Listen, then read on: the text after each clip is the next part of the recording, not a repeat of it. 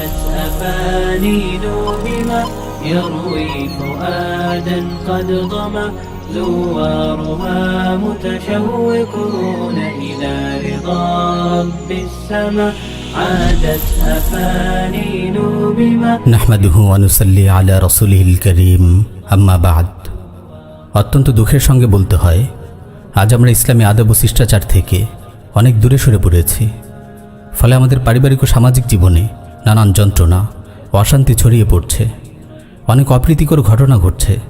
আমরা যদি দৈনন্দিন জীবনের প্রতিটি ক্ষেত্রে ইসলামী আদব ও শিষ্টাচারগুলো অনুসরণ করতাম, আমাদের জীবন অনেক সুন্দর, পরিচ্ছন্ন ও শান্তিময় হয়ে উঠত। যেসব ব্যাপারে আমরা ইসলামের আদবের কথা একেবারেই ভুলে বসেছি, তার মধ্যে অন্যতম হল অন্যের গৃহে প্রবেশের আদব। আজ আমরা এই বিষয়ে সংক্ষেপে আলোচনা করব ইনশাআল্লাহ। অন্যের গৃহে প্রবেশের প্রথম আদব হল সালাম করে অনুমতি চাওয়া। ইসলামী শরিয়ায় এটি অত্যন্ত গুরুত্বপূর্ণ একটি বিষয়। আল্লাহ তাআলা বলেন, ইয়া আইয়ুহাল্লাযীনা আমানু লা তাদখুলু বুয়ুতান গায়রা বুয়ুতিকুম হাত্তা তাস্তানিসু ওয়া তুসাল্লিমু আলা আহলিহা। হে মুমিনগণ, তোমরা নিজেদের গৃহ ব্যতীত অন্য কোনো গৃহে গৃহবাসীদের অনুমতি না নিয়ে এবং তাদেরকে সালাম না করে প্রবেশ করো না। কেবল অন্যের ঘর নয়, অন্যের রুমে প্রবেশ করতে হলেও সালাম দিয়ে অনুমতি নিতে হবে।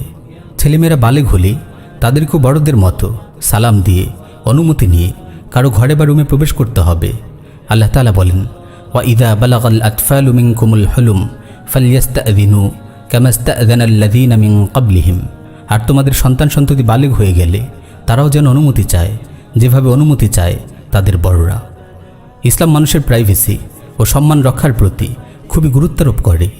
আমরা যদি অন্য কারো ঘরে বা রুমে অনুমতি ছাড়াই প্রবেশ করি, তবে ঘরের মালিক কিংবা রুমবাসীর প্রাইভেসি মারাত্মকভাবে ক্ষুণ্ণ হওয়ার আশঙ্কা থাকে। তাই ইসলাম অনুমতি নেওয়ার প্রতি এতটা গুরুত্বারোপ করেছে। ঘরে প্রবেশের দ্বিতীয় আদব হল, প্রবেশের অনুমতি নেওয়ার সময় ঠিক দরজার সোজা দাঁড়ানো যাবে না, একটু ডানে বা বামে দাঁড়াতে হবে। রাসূল সাল্লাল্লাহু আলাইহি ওয়াসাল্লাম এভাবেই অনুমতি নিতেন।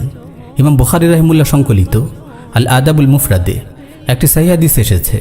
আব্দুল্লাহ বিন বুসর রাদিয়াল্লাহু তাআলা আনহু বলেন, আন্নান নাবিয়্য সাল্লাল্লাহু আলাইহি ওয়াসাল্লাম কানা ইযা আতা বাবান ইউরিদু আন ইস্তাযিনা লাম ইস্তাকবিলহু জাআ ইয়ামিনান ওয়া শিমালান। রাসূল সাল্লাল্লাহু আলাইহি ওয়াসাল্লাম দরজার সামনে এলে সোজাসুজি দাঁড়াতেন না, একটু বাম দিকে বা ডান দিকে দাঁড়াতেন। সহিহ বুখারীতে এসেছে, রাসূল সাল্লাল্লাহু আলাইহি ওয়াসাল্লাম ইরশাদ করেন, ইন্নামা জুইলাল ইস্তিযানু মিন আজলিল বাসার। অনুমতি নেওয়ার বিধান দেওয়া হয়েছে দৃষ্টির হেফাজতের জন্য, যাতে দরজা খুললেই ঘর বা রুমের ভেতরে দৃষ্টি না পড়ে, কারণ এতে অনুমতি নেওয়ার উদ্দেশ্য ব্যাহত হয়। ঘরে প্রবেশ করার তৃতীয় আদব হল আসল নাম বা ডাক নাম। যে নামে মানুষ তাকে বেশি চেনে সেই নামই বলবে। যখন জিজ্ঞেস করা হবে আপনি কে, তখন আমি বা এই ধরনের অস্পষ্ট শব্দ বলবে না।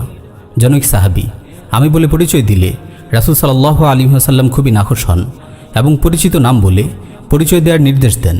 সহিহ বুখারীতে এসেছে, জাবের রাদিয়াল্লাহু তাআলা আনহু বলেন, একবার আমি আমার পিতার কিছু ঋণের ব্যাপারে রাসূল সাল্লাল্লাহু আলাইহি ওয়াসাল্লামের সঙ্গে দেখা করতে আসি।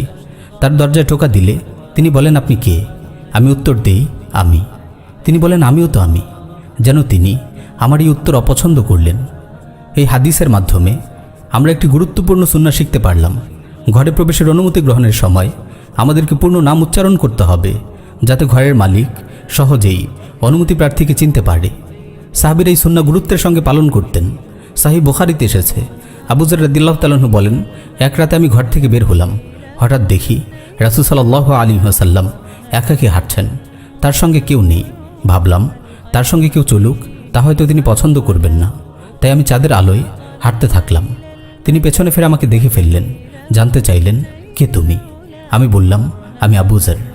ঘরে প্রবেশ করার চতুর্থ আদব হল, যদি ফিরে যেতে বলা হয় তবে নিঃসংকোচে ফিরে যেতে হবে, কারণ আল্লাহ তাআলা পবিত্র কালামে মাজিদ ইরশাদ করেন, ওয়া ইন কাইলা লাকুম ইরজিউ ফারজিউ হুয়া আযকা লাকুম ওয়াল্লাহু বিমা তা'মালুনা আলিম। যদি তোমাদের ফিরে যেতে বলা হয় তবে ফিরে যাও, এটি তোমাদের জন্য উত্তম, আর তোমরা যা করো সে সম্বন্ধে আল্লাহ তাআলা সবিশেষ অবহিত। প্রিয় নবী সাল্লাল্লাহু আলাইহি ওয়াসাল্লাম আমাদের এই শিক্ষাই দিয়েছেন।